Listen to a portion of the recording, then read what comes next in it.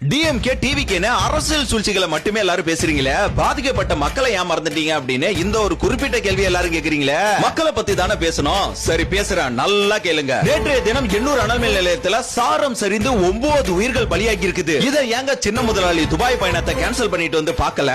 Oscar நாயகன் Anbil Mahesh perform பண்ண ஏங்க இங்க வரல? சினிமா பிரபலங்கள் ஏன் இரங்கலை தெரிவிக்கல? பரபரப்பு சூழல் ஏன் ஏற்படல? முதலமைச்சர் உடனே இல்ல, இப்ப வரைக்கும் போய் அவங்கள பார்க்கவே இல்ல. நியூஸ டிபேட் பண்ண 10 லட்சம் தரன்னு அறிக்கையை விடுறாரு. அப்ப இந்த 9 உயிருக்கு மதிப்பு இல்லையாங்க?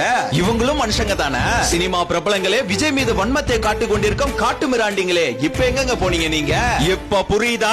The Karur issue did not happen by accident. DMK master plan is running here. தற்போது NDA விசாரணை நடந்து கொண்டிருக்கிறது. பட் CBI விசாரணை கண்டிப்பா எங்களுக்கு வேண்டுங்க.